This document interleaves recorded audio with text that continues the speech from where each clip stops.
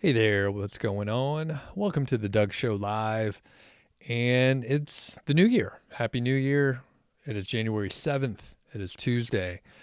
And today we're going to talk about what I would do if I was starting again from scratch online.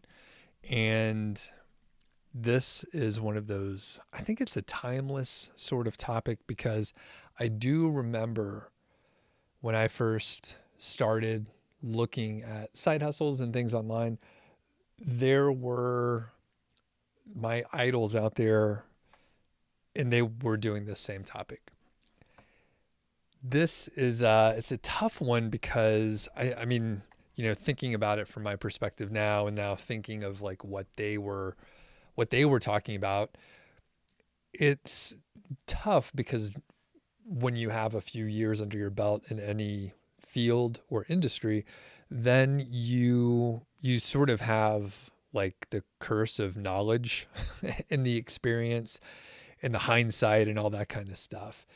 And one of the things that I've been thinking a little bit more about, probably because I heard it on a podcast or a YouTube channel. I'm an avid consumer of the sort of content that I actually produce. So I listen to, probably 10 different podcasts, and one particular person, I think it's probably Morgan Housel, talks about the role of luck. And when I look back now, I just think, well, holy shit, I got pretty lucky a couple times. And that's not the whole thing. I mean, luck certainly plays a role, but timing is very important. And you can only really get lucky with timing because you don't know some of the external factors that are going on, and you don't have control over them either. So today I will just talk about my general approach on how I would start over from scratch, and we'll assume a couple things. One, I have like no network, I can't use the network that I built over the last 10 years. We'll assume I'm starting from scratch, and that could be possible, right? So if let's say I wanted to start over and move to a completely different industry where, I mean, in the grand scheme of things, like not many people know me, but I do have a YouTube channel. So a handful of people do. And in certain industries, I am somewhat well known, which is a weird sentence for me to say. But with that said, if I went to a different industry, people would not know who I was, and they wouldn't care that I have a YouTube channel or, any of the other stuff that I've done, which I now attribute maybe too much to luck, but there's a luck factor in here, and that's going to come into play. So number one, we'll say I'm starting over. We'll also say I don't have a network that I've built over the last few years, and any sort of advantage other than like the knowledge in my head. We'll assume that I'm just starting from scratch, which would be similar to the folks out there. So there's a couple other pieces that would come into play, and we will be using, like I said, the knowledge in my head and the experience that I have. And at this point, it's something that other people have. For example, Casey McQueen is in the chat. Hello. Let me know, folks, if you are out there. And I'm going to go over a couple things. So Casey says this. Again, I'm going to assume me starting over, but I'll also generalize it for Casey McQueen, who is 64 years old, in the chat. Thanks for hopping in there. And we'll also assume someone younger. So we'll go the full spectrum. So we'll say like 25. I am 45. Casey is 64. So really I can only relate to, in my age group, but I'll pretend like I can for Casey has 20 years on me, and then for someone that is 20 years younger than me, just to make it interesting. So I'll state my general approach, which is fairly straightforward. Some of the stuff for the experienced folks, you may think, well, that's kind of obvious stuff. And that's one of the, again, the curses of having experience and being a quote expert. You basically have the sort of like curse of knowledge, and you forget the stuff that you have internalized and you think that it's common knowledge. It's really not. Like even some of the most basic stuff, there are people that are brand new to working online or side hustles or any given industry, and they don't know anything. And they're also not jaded by, you know, the experience that other people have had who have worked in the industry. So as a quick side note, when I used to do management consulting, and before I quit my first job, I was unhappy for a few months. I'm a squeaky wheel kind of employee. So I was unhappy for a few months. We were traveling full time. It was in Dallas. It was 2006, particularly hot summer. And it was just a pain in the ass. It was one of those jobs where you fly out Monday and you come back on Thursday afternoon, Thursday night, sometimes Friday morning, but usually that sort of Monday to Thursday kind of schedule. And then you're living in a hotel. It's just kind of a drag if you're not built for that sort of thing. So anyway, I was a squeaky wheel and I was on my way out. I was like interviewing. I didn't really like the whole work vibe thing happening. And there was someone that I think he just got his MBA from like University of Phoenix or something like that. So it was a course, not correspondence, but it was like virtual. I don't know. People shit on University of Phoenix. I'm sure it's just fine. But where the school that I came from, it was pretty good. So like we looked down on other people. I mean, there's no nice way to say that. I'm sorry, but it was a pretty good school. It was fucking hard. So people were like, yeah, I got an MBA from University of Phoenix. And I was like, whatever, that's cool. But overall, the dude just got hired. He was pumped. He was like, yes, I got my MBA. I think his earlier career was a little weird, and maybe he just got his bachelor's and then got his MBA, and he was like 35 or something like that. He was a little bit older than us, maybe 30. I don't know. And basically, because I was jaded, I was like, this place sucks. The team is whatever, and this project is dumb. And I was negative. All right. Just negative overall.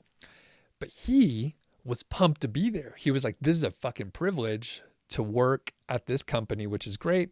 Our client was like, you know, huge, whatever, one of the biggest companies in its industry, like the top 2 or 3, right? So he was like, this is great to be here. He also just got out of orientation, and he literally like finished orientation on Friday and showed up on Monday, and he was pumped. He was like, this is amazing. And we were complete opposites, because I was like, this place is bullshit. And he was like, this place is amazing. And it was we got the vibe. And one thing with consulting, like generally, not always, but generally, like you have some social skills and awareness. So it's like, we could tell we were coming at it at different ways, and we were fine. Like we didn't have big arguments or anything like that. But the point is, I had all these jaded feelings and experiences where I was like, I should have been promoted. I should have got a bigger raise. And he was just like, this is great that I'm here. I feel like I'm important because they flew me across the country to do this kind of work. So I must be special. And the thing is, like he was older than us, but for me, like when I first got the job and you're 23 and they like fly you across the country, you think, wow, I must have some special skills that other people don't have. That's why they're flying me here. Turns out that's not true at all. So going off on a tangent. So let's bring it back in and say hi to Paula. Paula's Picks, just popping in. Happy New Year. Happy New Year to you. So we have the 3 scenarios. People hopped on. I kind of ad-libbed here just to make sure we got some folks on. So I'll talk about what I would do if I started over. And we'll also take Casey McQueen in the chat as a sort of case study for someone older. I'm 45. KC is 64. And then we also have, we'll make up a fictitious person who is 25. So we have like a couple different sort of time frames to look at. Overall, I think my plan would be simple. So I would focus on content creation and growing an email list. So regardless of the medium that you select, whether it's the written word, maybe short form video, Reels or TikTok, or even YouTube Shorts, or longer form video where you produce for YouTube, or even longer form video where maybe some of the other platforms allow you to put longer form video, even shorter form video, maybe LinkedIn. And I would pick one of those. In the topic area, it matters in that you need to pick something that you have at least a little bit of interest in. Now, I won't blow smoke and say that you must be passionate about it, because that's a bit of a trap. You know, if you're passionate about fucking writing novels, right? Fiction or art, or to be an actor. I mean, it's a saturated field because it's something that people want to do, and they want to do it for, you know, the love of it. So they will do it for very cheap, and it's very hard to compete in that way. So, and I'm not saying like competition is bad. It's just there are certain industries where it's just like, if you follow your passion, it's going to be pretty tough because it's saturated with extremely talented people. And yes, it is possible to make it in those industries, but it's much difficult. You have to be so good and you have to be lucky. And I opened up with luck. So I would pick some format, and I would definitely have an email newsletter. I wouldn't necessarily think I have to monetize the newsletter and charge for it. In fact, it depends on the medium that you pick and the topic that you pick on the monetization, but I would definitely have a clear plan of at least, I would say, 3 to 5 ways that you could monetize. And that way, if one of them doesn't work like you think, then you're still going to be okay. And one of the secrets is, guess what? It is not going to work out like you think. Whatever your plan is, it's going to be wrong. And it doesn't mean don't make a plan. It just means that you have to be aware that you're going to have to pivot, and you're going to have to produce something and then see what happens and then adjust from there. Because whatever your plan is, it's going to be wrong. You can make some assumptions and do some research and try to really understand, but it turns out that you're going to be wrong. Even if you ask someone who's like, say they're 3 to 5 years ahead of you, they're going to do, or you're going to do exactly what they did. It's going to be different. Like the path will be different, and there's no way around it. And it doesn't mean the plan is bad. It just means you have to know that you're going to adjust. So I think for me, if I was starting over now, I would potentially focus on LinkedIn and video on LinkedIn. They're pushing that pretty hard, and it's a different kind of social media, and it's a different kind of audience as well. So when you just look at like the general social media, short form video kind of stuff, it's TikTok, it's Reels, it's YouTube Shorts, maybe one or two others out there. But those are the main 3. And those are kind of a general audience. But LinkedIn, even though it has turned into more of a social media type platform, at least with the feed and the way the feed behaves and the sort of content that people publish on there, you end up with an audience that potentially will spend more money. So the thing is, on LinkedIn, people, let's say, I have a project management professional certification. So I could actually like publish information on that, and I'm credentialed in that way. I'm an expert in that area. I've had it since 2008. So that's a pretty like decent amount of time. And I could talk about that stuff. And the thing that is much different is people will spend money on education, especially for professional certifications on a platform like LinkedIn. Of course, they do want to keep you on the platform, but at the same time, it is completely, it's sort of a good, what word am I looking for? Talking about furthering education or getting certifications on a professional platform, that kind of content fits perfectly in there. And if people left the platform to whatever, take some courses to get PDUs, professional development units, or continuing education, whatever the platform is, or the certification, that makes perfect sense completely. And I mentioned before that I would have an email list. So even though I'm producing content on some different platform, doesn't matter what it is, I would definitely make sure I had an email list so I could email people directly. For the content within the emails, that is totally up to you. It could be, updates when you're publishing new content. It could be a summary of content that you publish. It could be your thoughts on certain things. So let's go a little bit deeper and talk about that kind of content. For me, I'm actually interested in reading productivity books, mindset type books, marketing related, and sometimes just sort of like the general sort of productivity, psychology, self-improvement related stuff, definitely with a little bit more of a professional twist. And maybe your newsletter is just you reading those books and doing like a one book report every 2 weeks, something like that, and go through and keep good notes. Now, the thing is, like, there's not like a direct way that you would be earning money from that. Maybe you could recommend, hey, get this book, like join Audible, or here's a affiliate link for the book. But I mean, in the long run, like books are fairly cheap. You could earn some money, but you would have to have a very big list. But what you would have is smart people on your list doing this on LinkedIn. They have jobs. So that means they probably have money to spend on other stuff.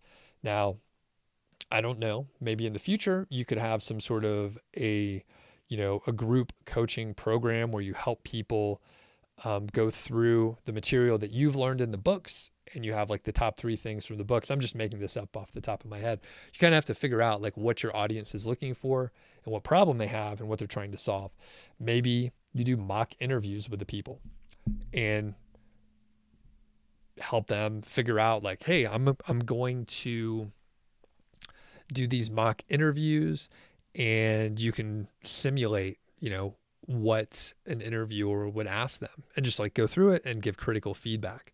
You could even set it up where, you do like the live interview, you record it, and then you give them feedback later.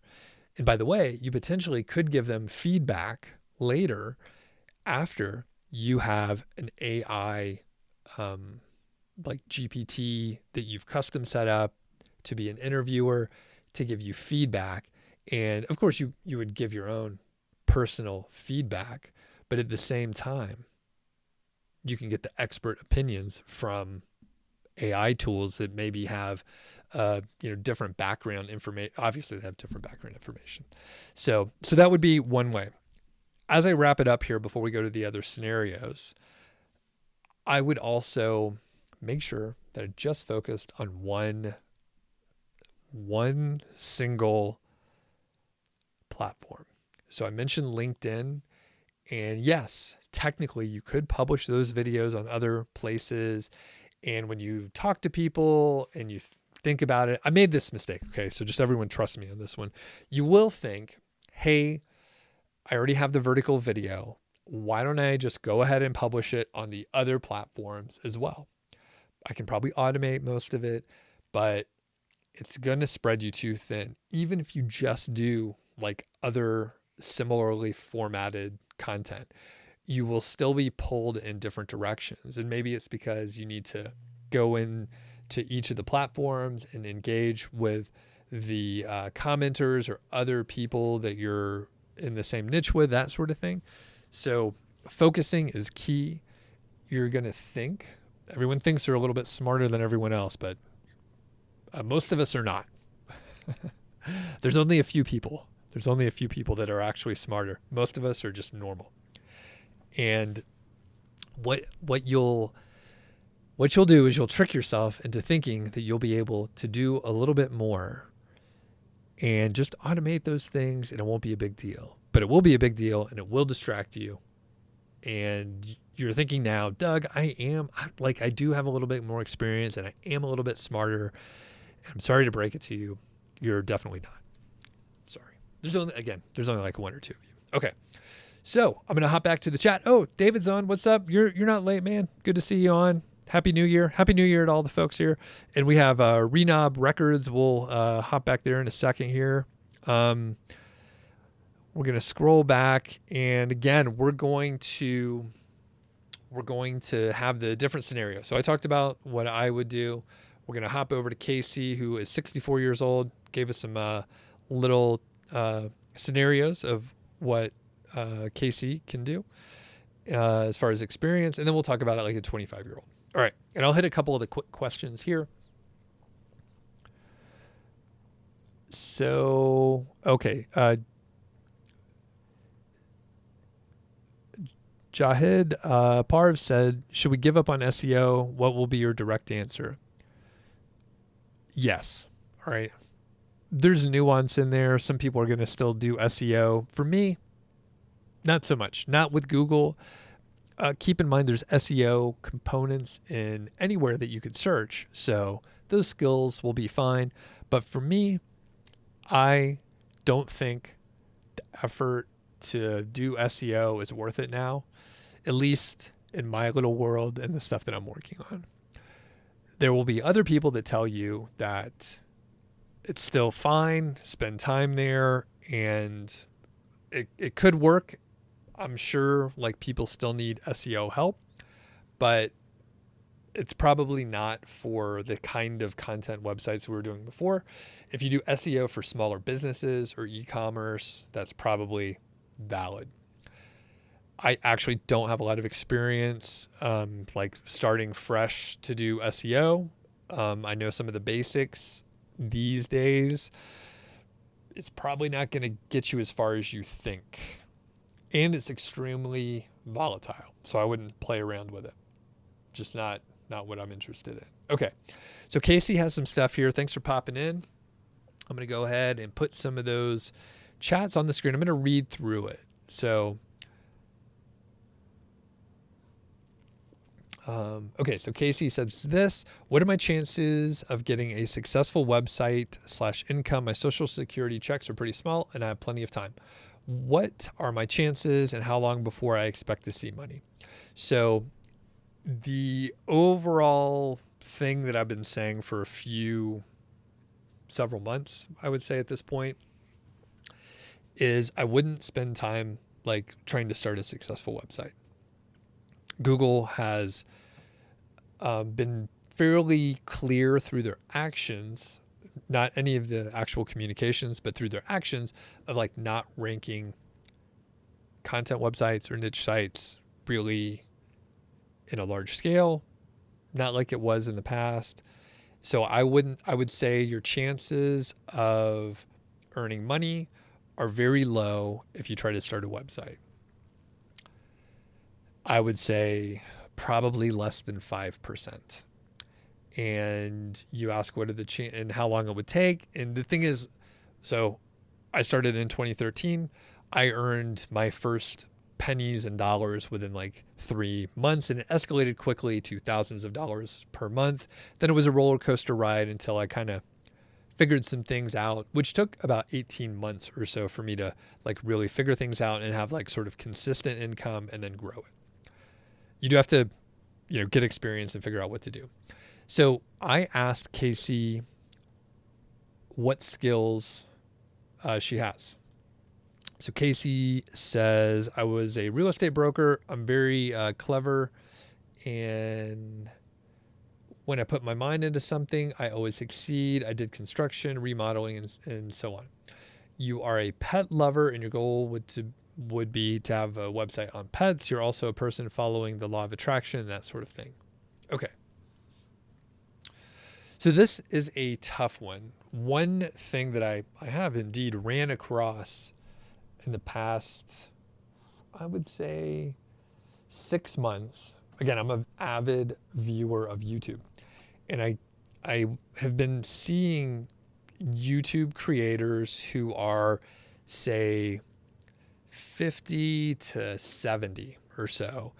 And inevitably what happened is someone did a video on like why you should start a YouTube channel if you're over 40.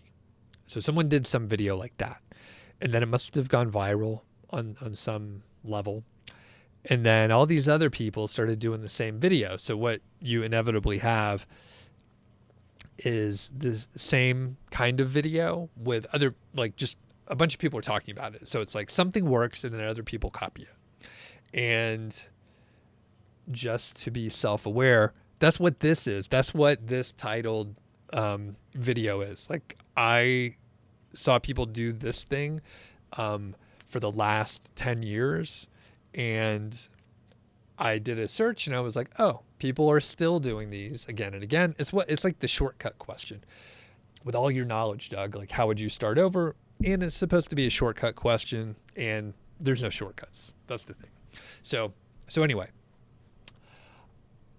number one, Casey, websites, like, don't even waste your time on trying to start a website unless it's in support of some other thing that you know is going to work, or in support of a YouTube channel. So I would say potentially, Casey, you say when you put your mind to it, you usually can like brute force your way through it. Those are my words, but I know a lot of people like that. And you're like, yeah, I mean, I could figure stuff out.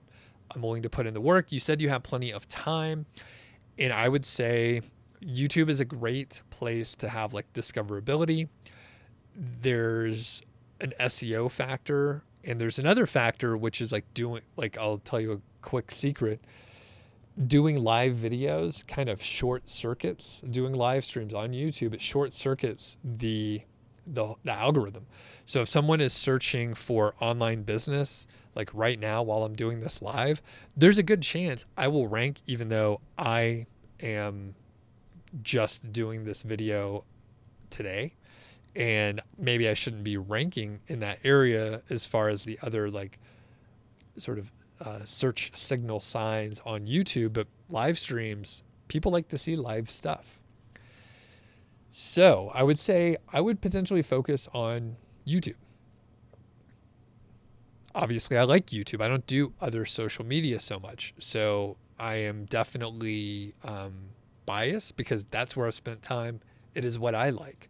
It's what I like to consume, but I'm not saying it's the only way. So if you actually prefer a different format, maybe you like TikTok or maybe you like Reels, then produce your content there. Like, go over to Instagram, produce your content there. I will say the social, the harder part about like social media is like the shelf life of the content is not as long. So potentially on YouTube, a video can keep getting views for a pretty long amount of time. On the short form video side, that can happen, but typically it is more of a treadmill of content, which isn't terrible if you enjoy producing the content. And it's a tough one. You don't know really if you're going to enjoy it. And the other thing is, like, at some point, the novelty wears off and it's a bit routine. So like, no matter what you're doing, if you do it for, say, I would say 2 to 5 years or so, it's going to become routine unless you are layering on different types of challenges along the way. So keep that in mind. As far as, Casey, you mentioned you're a pet lover and your goal would be focusing on that. I mean, that is, I do like Instagram as well. And typically it ends up being guitar content. some sort of silly, sarcastic, like dark humor, or pet stuff. All right. The majority is like dog stuff. Dogs doing fun, silly things, typically border collies because I have a border collie. So it's possible. It's definitely possible. Your question is how long before you earn money? It all depends on the monetization. Like I said in the beginning, if you missed this earlier, I would at least have a list of like three to five different ways to monetize or more, and try the different methods, because it's going to work out different than you think. And you may end up in a situation where like the one that you thought wasn't going to work works much better, or maybe you like to do that kind of content better, or whatever the monetization is, you like to do that better. So you have to have a few options here and be willing to pivot. Okay, so one quick note, shout out to Linkify. That's Chris Pantelli. You can save 10% using coupon code Doug. They do digital PR out there. They got me a fantastic link on NASDAQ.com, Ahrefs, and they're running a campaign these days. And do me a favor, if you dig this video or you found it helpful in any way so far, give a thumbs up. I usually don't ask for that. It looks like we have a handful, and I appreciate it out there. Also, if you're new to the channel, you can hit subscribe. I think, you know what, I stopped asking a little while ago because so many people like had it on. The first thing they say is like, hey, subscribe and like, but you've been hanging out here for a minute, so you must find it kind of enjoyable. All right. Renob Records says, my sites have never recovered after the helpful content update. After 4 years of consistent growth, I'm changing over to YouTube. I think that's a good choice. More people consume video, and it's easier to uniquely connect with your audience. And Happy New Year, I think. Yeah. Is that what that means? YNE? I don't know. What is YNE? It's probably something obvious. I'm an idiot here. Okay. Cool. Thanks for the comment there. And I think, yeah, YouTube is a great choice. Video is very good. I still think, everyone knows podcasts are a thing now, but I highly recommend people start a podcast. You may as well, do a podcast and do a podcast on YouTube. It's all the same content. It's fine. It's just one's video and one it's just audio, and you may as well just do that. I think if you could gain those skills, you get video and audio, there's some discoverability, but people are consuming podcast on YouTube. And I do myself a little bit just because I'm watching video often, but I also do audio podcasts. Sometimes I go back and forth depending on what I'm doing and when and where. So if you have questions out there, let me know. Okay. Dino, what's up? Sorry, I got behind on the chat here. Doug, I agree on SEO, but there are many new sites that are AI made, not WordPress based, that are doing great, too great. Of course, that is going to last a few more years only, but hey. Also, Dino says directories are doing great, but making a futuristic directory would be good. And if you have a tech product related to a website, then you should be okay. Yep. And so that's one thing. If you wanted to have like an actual physical product, then I think you're doing something completely different. And I'm generally focusing on sort of like digital products or, something smaller versus like, not smaller, but something not physical. So if you're selling something physical, completely different. And I think, other challenges and outside the scope of my expertise. But from that standpoint and an SEO standpoint, local businesses seem to be doing fine SEO wise. And then if you have a physical product, if you have an e-commerce situation, then it appears that you also can do fine. But like I said, for me, when I was doing SEO in the beginning, it was much easier and it was much faster and it was clearly working or not and very clearly profitable, much faster with less competition. And I don't need to do that anymore, and I don't want to do it anymore. And Google is very, they're a very bad partner. They're a very bad partner to have on the traffic side of your business, where they used to make it somewhat reliable to get traffic to your website and then have a transaction. But nowadays, not so much. In fact, they're doing a horrible job. Paul says, I'm focusing heavily on local SEO. You would be surprised how many things there are to write about most local areas. This I agree with 100%. So we'll take a quick little detour and we'll mention,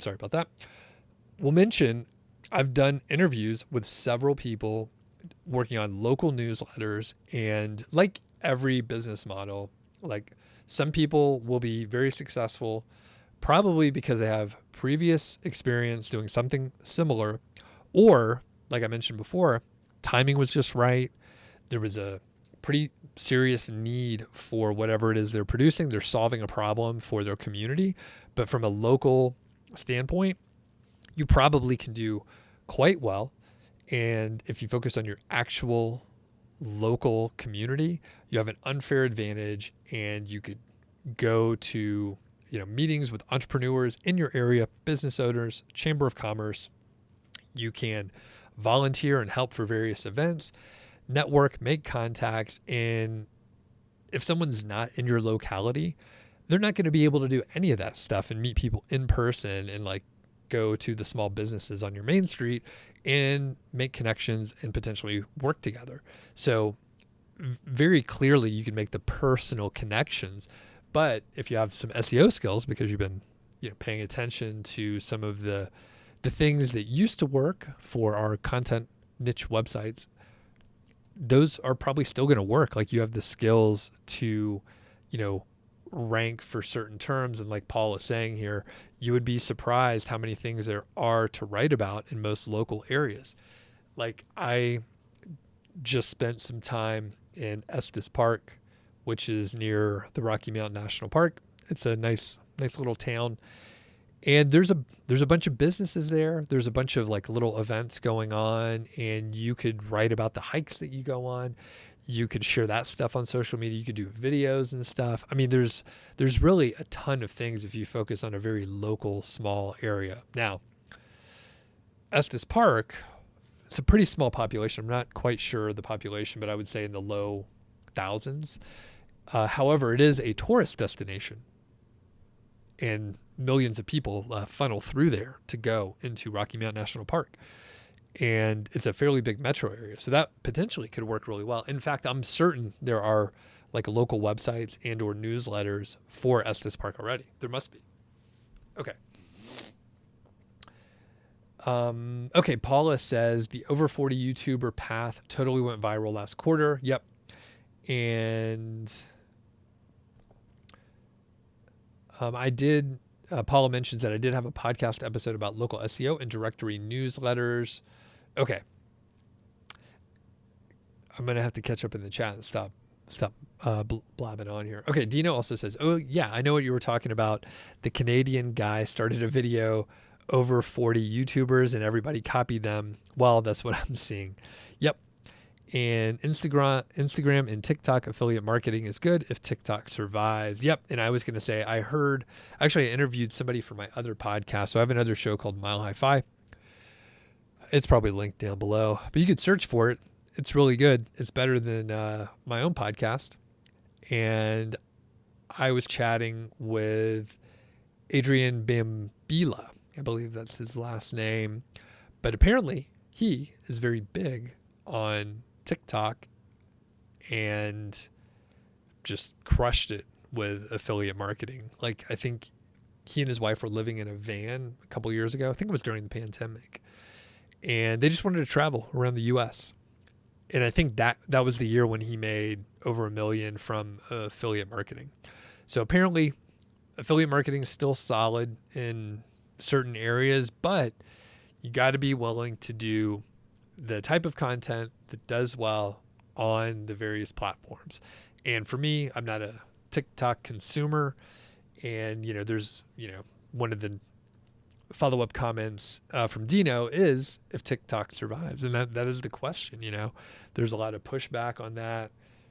And I mean, hell, I'm trying. My wife and I were just talking about having like some phone-free days integrated back into our regular routine.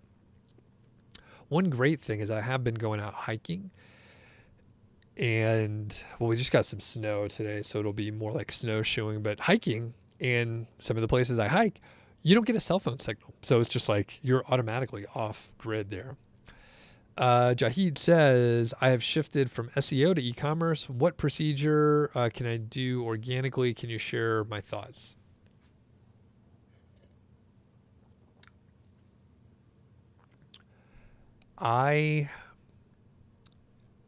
Let's see. Ooh, can you be more specific? And like, what are you trying to do? So organically do what? What are you trying to do?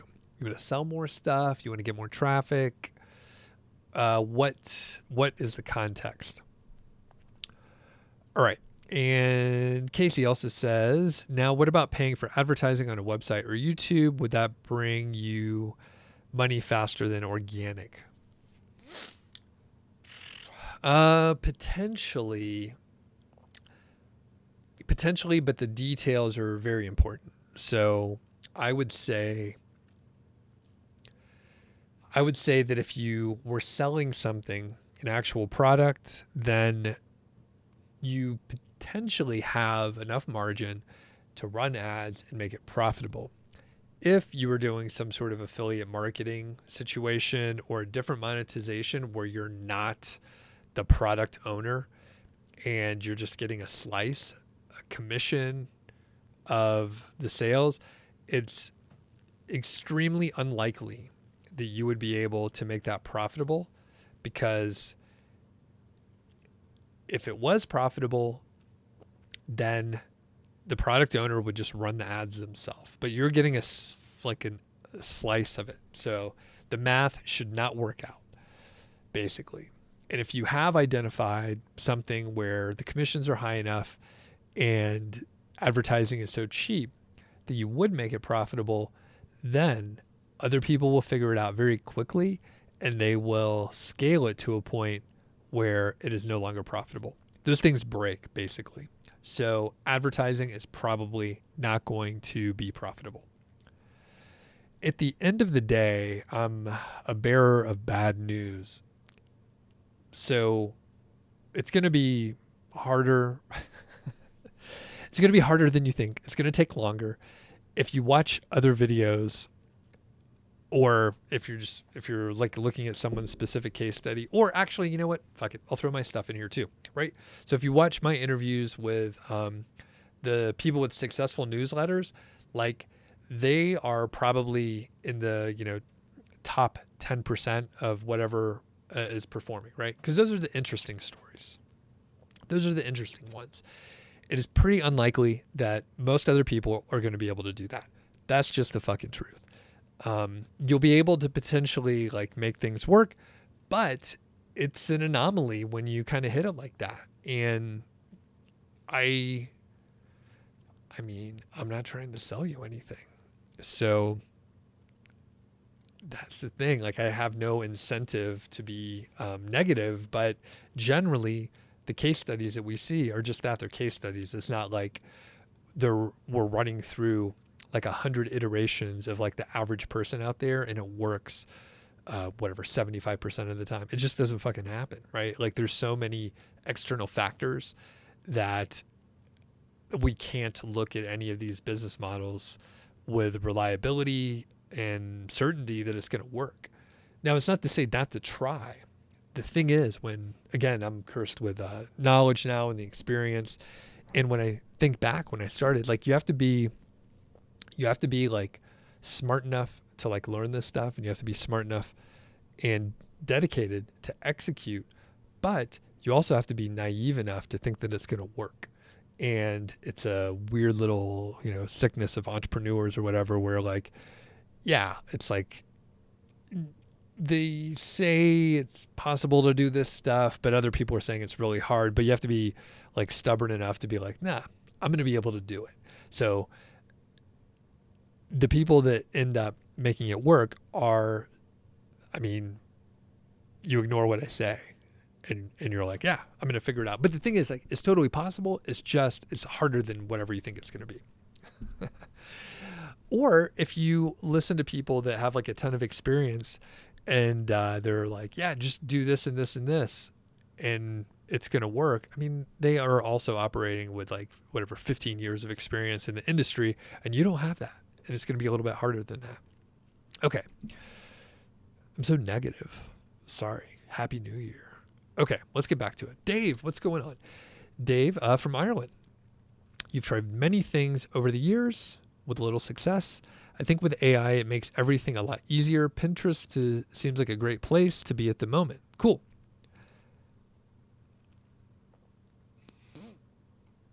All right. And Dino says, Niche Site Lady is using Facebook. As you know, not a bad idea, but requires a ton of work. Also very interesting that, I mean, Facebook's been back for a little while, but like Facebook was like the place to go in 12, 13, 14. And then they like started charging for ads, and then like it's gone up and down, and it's like, well, we should ignore Facebook and spend time on Google SEO. And then it's like, oh, well, Pinterest is a good place to go, and it goes up and down. It's like people leave one place and go to another. People have identified opportunities here and there, whether it's Pinterest or, like you're saying, Dave, maybe with AI, it makes things easier, and Pinterest, maybe that works well. I have no experience there. All right. And Jahid says, I'm totally relying on meta marketing. I want to get sales organically as well. So how can I move forward? All right. So I'm sorry, I can't help that much because I don't know exactly what you're trying to do or the context, and all that stuff really matters. So I would say, so if you're relying on meta marketing, so you want to get sales organically as well, I'm assuming when you say meta marketing that you're actually like paying for some ads there. So if you're going to try and do it organically, I would potentially, oh gosh, I'm trying to think. Well, and the thing is, I don't know. I don't spend time on Facebook, and I don't spend time marketing on Facebook.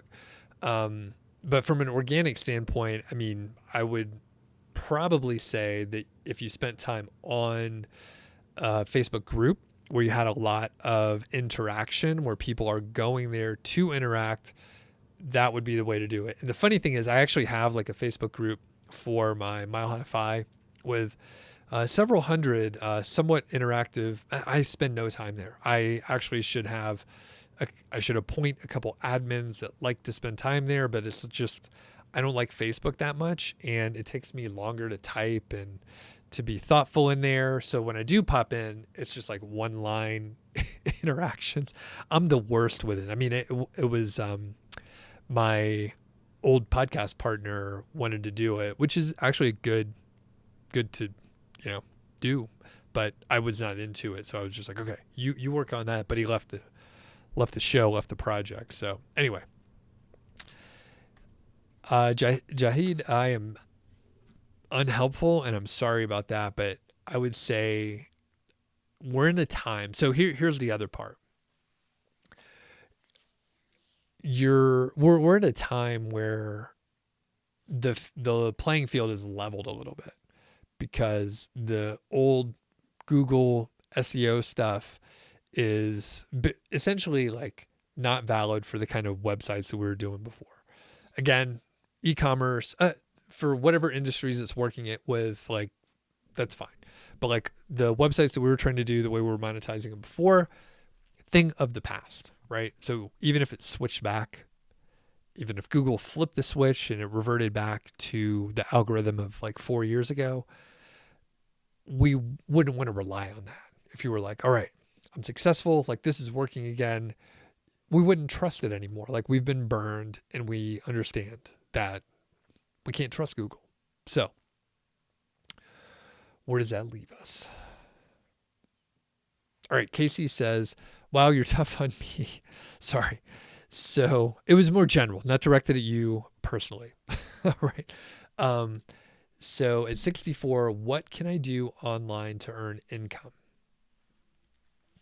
Great question. So if you are in it, well, let me ask you this, Casey. Are you any one of these sort of social media platforms? Are you into those specifically? So YouTube, Instagram, Facebook. Do you like writing? Like it could just be a newsletter. What about podcasting? So I am coming at this from a content production standpoint and then figuring out what to do. I mean, that's what I would do. Those are the things that I would do. Produce content somewhere, get people on the email list, have a few ways to monetize. It could be, I mean, the thing is, like in the pet area, like you mentioned, pet training is always something that people are interested in various formats. And you don't necessarily have to be like a full expert in a given area. You just have to know more than your audience, or at least a segment of the audience. The thing is, like I have my other show, Mile High Fi, and I know that actually like financial advisors like listen to the show. People that are not only smarter than me and more experienced, but they literally have like certifications and they do like continuing education, and like they're literally like professional experts in an industry that know more than me, yet they still listen to the show. And Casey says, you just retired. You've never done this stuff. Watched almost all of my videos. Thanks for being such a supporter. Yeah, it's really tough. So yeah, 64. And the thing is, the age doesn't matter too much. It's more like because what happens, the things that work well, and it happens like with my show. It's not, obviously there's a wide range of folks on here right now, but like the majority of the audience are people roughly my age, and at least at one point they came from the IT industry, because that's where I came from. So not everyone, but a lot of people like fit like who you are. They follow you because you have some similar stuff. So I would say, yeah, if you press me, this is a tough one. So what can you do to earn money? I would also look, okay, so the other area that I would look at is sort of like the freelance space. And that might be in like within Upwork, or it could be with Fiverr. So the downside is like those places charge a decent amount to the freelancers. So you have to pay them a cut. But the good part is it's a huge marketplace.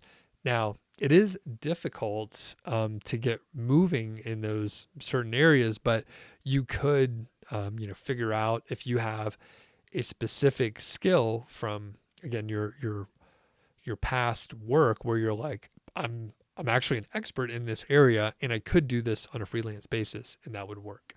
And so, like if it was me, I could do project management type stuff. At this point, I do have like skills in, although I would not want to do it, I have skills in video and audio production and editing and that sort of thing. So I could do that. Potentially there could be like proofreading kind of stuff. Now, one thing, if you're not on my email list, definitely find the link in the description here. Sign up for the email list. I sent out an email earlier today to let people know that I was going live. By the way, thanks everyone for coming on live.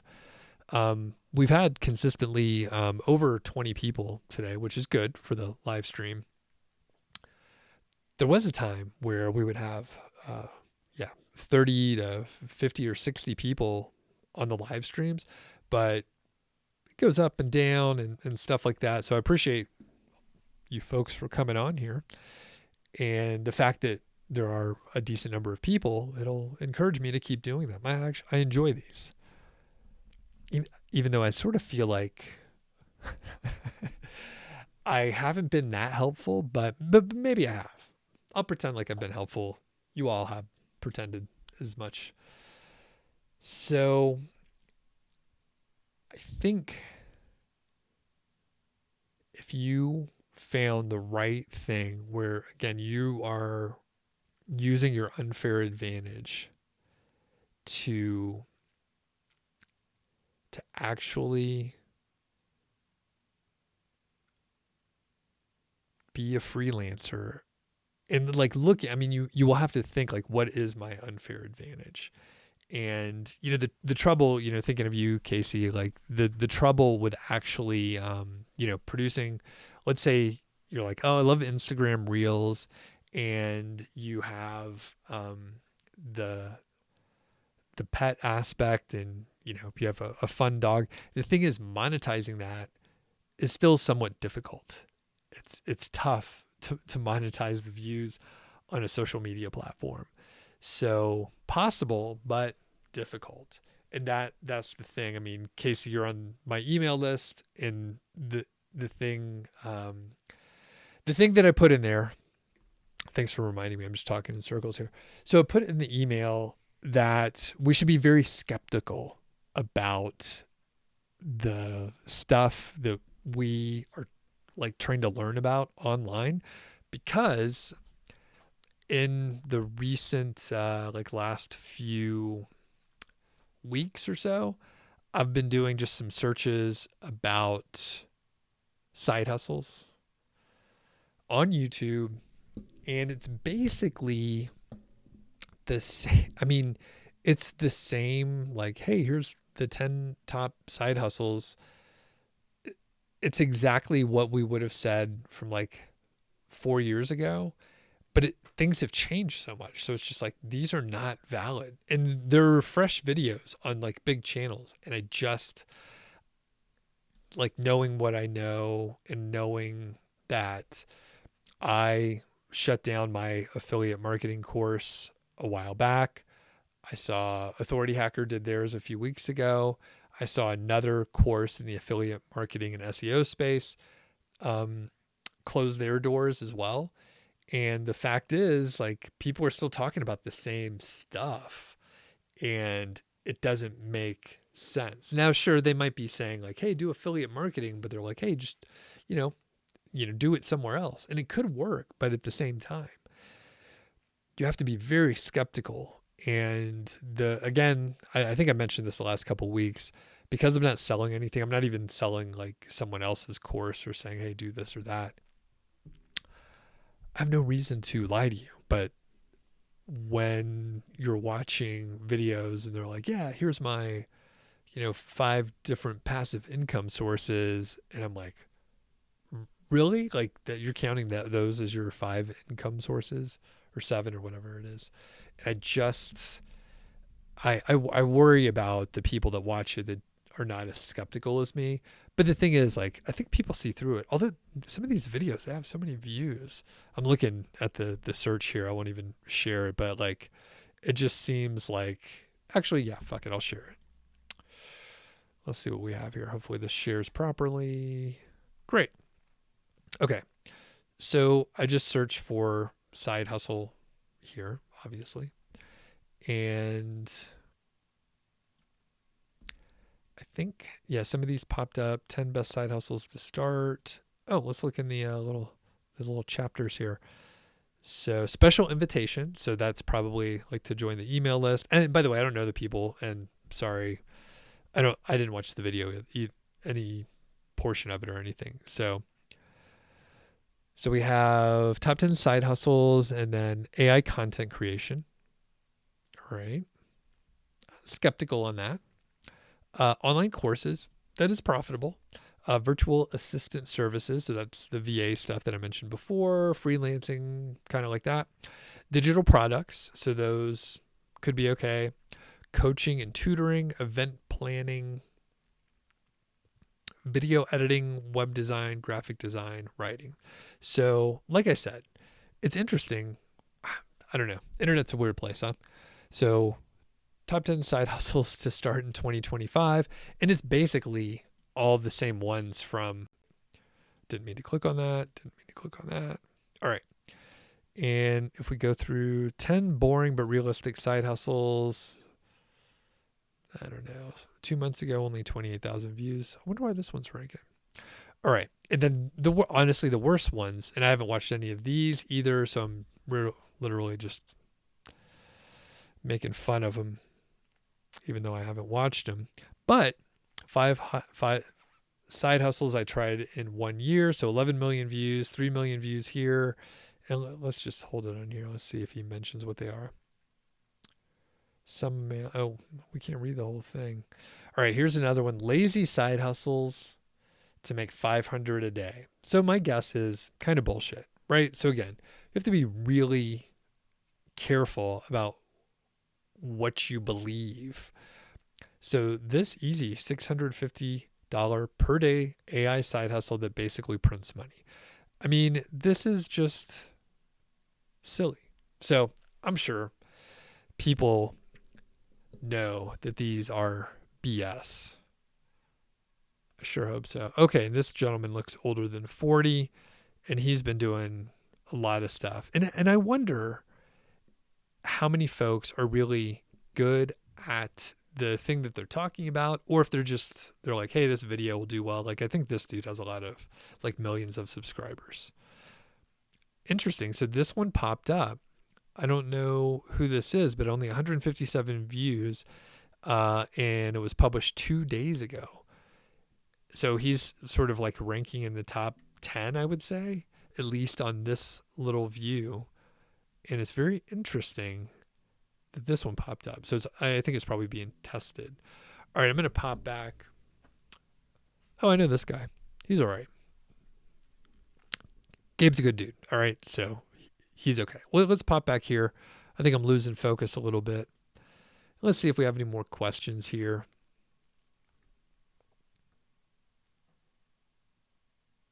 Okay, perfect. And Paula says this in a perfect way. There are a ton of videos out there that are glorified listicles about side hustles. There are so many. It is bizarre. And I guess it's one of those things where it's just like people are looking for an idea, and then maybe they'll go and explore the details of it, because any given side hustle, if it's going to earn, I mean, even if it's just going to earn like $100 a month, like, it's probably somewhat involved. Like, there's some details behind it. Okay. Oh, Sheldon, what's going on? Okay. Straight to the point here. Okay. I've been grinding at YouTube for about a year. Small growth, about 173 subs. Is it too early to try to monetize it, or should I wait till I grow more? So I'll answer your question with many other questions. I'll answer straight up though. I probably wouldn't try to monetize it yet. However, how many views are you getting? So 173 subs is small, but you might be getting a lot of views. So, for example, especially if people are watching it that aren't your subs. So, quick example, some of my videos. So I do mostly my best, but honestly, I'm publishing the content that I want to. So I published a video yesterday for my podcast, and it's an interview with a dear friend of mine, Jordan. He has a book that's coming out today, and I interviewed him, and I know that it's probably not going to get a ton of views. It's outside the scope and topic area that we even cover on this channel. It's adjacent, but it is different, and it's not an exciting topic for people that are interested in side hustles generally. So I would say, just in general, I'm not as interested in getting a ton of views, but if you look, I have 129,000 subscribers, but that video is going to get probably less than 300 views in the next year. And the point being, if you're getting a lot of views on your videos, maybe you should monetize because you're getting a lot of views. And the follow-up questions. So why is it growing so slowly? You said you've been grinding for about a year. So my question would be like, what things could you do to get it to grow faster? Or are you really doing as much as you can? Do you need it to grow? Are you getting enough views? Do you need to change the kind of content that you're doing? The other question, maybe even bigger, more important, is how are you going to monetize it? Are you going to do direct ads with companies? Are you going to sell your own products? Are you going to run AdSense ads? How are you going to monetize it? And that should answer your question. The other thing is, depending on the channel, right, and the topic and how you're monetizing, like let's say you're doing like a coaching, one-on-one coaching thing, maybe 173 subs is fine. And you're like, oh, I just need to convert like 1% or 2% or something like that, and have people that'll pay you whatever, hundreds of dollars a week to do the one-on-one coaching or whatever it is. So it really depends on like how you're going to monetize.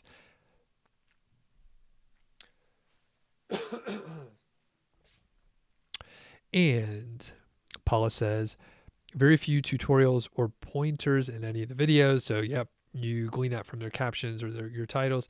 And there's an over 50 YouTuber who started in Q4 and was monetized before the end of the year. So just a few months, which I think is totally possible. I mean, I think it is very competitive, but I think there are ways to like short circuit the overall growth and algorithm and go faster. Like I mentioned, doing live streams is pretty effective. And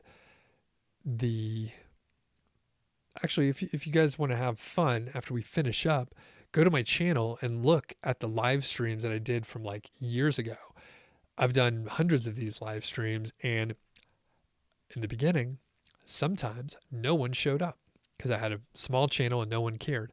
And then like one or two people would come, or they would pop on for a minute and see no one else was on, and then they would leave. But slowly over time, like I developed skills to do a live stream, which are interesting skills. And then people started showing up. And here I've been doing them for several years now. But I've left the old ones out there, so you can actually go see what I've been doing.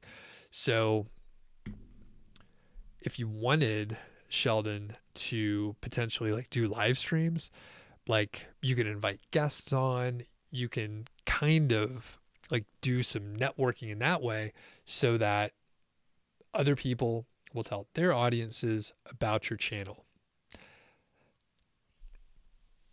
Sheldon says, I'm thinking about selling my own digital product, maybe a course for stock market investing, just hesitant that it would turn off my audience so early on. How long have I been creating content? Since 2013. It was a blog at first.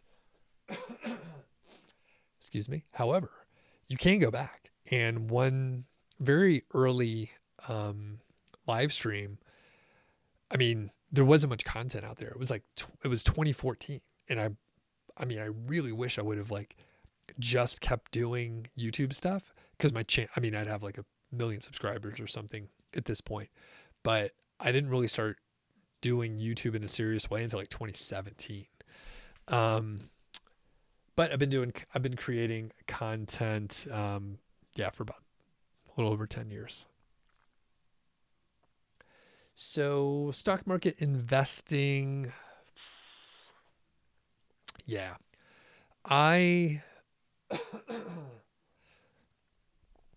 So the views range from 200 to 1,000 or so. Oh, actually that's very good, for a smaller channel. So yeah, I mean, I would say you can give it a shot. Do you have an email list? So that was the punchline of all the different things that you can do. Have an email list. So I would say you can do a little launch. And I'll tell you this also. So I started blogging in 2013, and basically right off the bat, I did what I'm telling you guys to do. So it was like I was on as a like a guest post success story on Niche Pursuits, and then I had a lead magnet so people would sign up for my email list, and I said, hey, I'm gonna write an ebook. So ebooks were more common in those days. So it's a digital product. I was like, I'll write an ebook on starting a niche site. And if I have at least 10 people sign up, I pre-sold it. If I have at least 10 people sign up, then I'll do it. If I don't reach that threshold, then I won't do it. So I needed to have at least 10. I think I sold it for either, I can't remember exactly, but I think it was $77 or $127. With $127, you got like an hour of coaching with me, and I would help you with whatever you wanted. And I sold 11 of them. Someone dropped out and said, hey, I want a refund, like my schedule changed or whatever, but I still had 10. So I wrote the book, and immediately, so basically I launched the blog, an email list, and a product all at the same time. And I'm like, I'm not going to do this unless people like bought, and they prepaid me. So I didn't have the book done. I had an outline, and the outline essentially served as the sales page. There was a little bit more, and basically whatever, I made like $1,100 or so, $1,200. People that didn't know me paid me money, and I sold the ebook, and then I finished it and got it out there. And then I iterated it. So it was sort of like an alpha launch, and then a beta launch, and then the final launch over the course of, say, 2 months or so. So I got feedback from the initial customers and then sold it again. But basically I pre-sold, and I continued to pre-sell, most of the products that I have, because you don't want to create the whole thing and then find out that no one's going to buy it. So it is early, but you've been creating content. There's probably dozens of videos, whatever. So you can definitely sell. So I don't know if Casey's still on there, but I hope that I helped you. There's a lot of different options. One of the main things is indeed just focusing, like working, like the thing is almost any of the business models can work. And I was making fun of the side hustle people on here, but I mean, digital products, they can work. Casey, if you're still on, I hope you are, there's some interviews that I've done with Cody Berman, and it is E-Printables. And I would take a look at that. That seems like one of the best ways to do it. There's some graphic design involved. So Casey, check out the interviews that I've done with Cody Berman in the E-Printables course. I'm an affiliate for that course, by the way. However, Cody is a friend of mine, and Julie, the partner within the course there, they have continued to have like successful students, which I think is actually more important than them being successful, but they've been doing it. And the thing is, with Etsy, it is a marketplace, and you can focus on things that you are interested in. Like pretty likely, like my wife and I have been talking about something unrelated to like online business and all that stuff, but she actually purchased something related to, or purchased something from Etsy. And we were like, this is a okay product, but like we could probably do it better. So we've been keeping notes on it. So Casey, I would take a look at the E-Printables. It seems like there's a lot of sort of newer side hustlers that have gotten into it and have made it successful. Of course, there's the outliers that do like really well. Those are the success stories that you see, but click back to those videos, and Cody's been on a couple times, so you could check that out. And there's a free workshop there. Pretty sure it covers like what you would need to get started, and they have like a full-on course and everything. But I think you could just get started with the free workshop that they have. All right. I feel my voice is getting a little tired. I need to head to the gym. So I'm going to take off. Please sign up for the email notifications. I am planning on doing these each week. So usually Tuesdays, usually at this time. Occasionally I'll be out of town or some kind of other scheduling conflict will pop up, but usually this is the time that I'm going to do it. So if you are on the email list, you're going to be able to get those notifications and everything from me. You don't have to rely on YouTube to send it because sometimes they're late or whatever. So, all right, everybody, thanks for popping on. If you have topics, questions, if you have a request for next time, next week, feedback at Doug.Show. And if you haven't checked out my podcast, it's on the podcast players. It's also on YouTube and all that stuff. All right. Thanks, Paula, for hopping on. Casey, thanks for, giving us a good topic area to keep going into. I completely skipped the 25-year-old. But hey, if you're 25, you're going to get all those years ahead of you. Crazy. All right. Sheldon, good luck as well. Hope to see you on some other live streams coming up. And that's it for today. Thanks.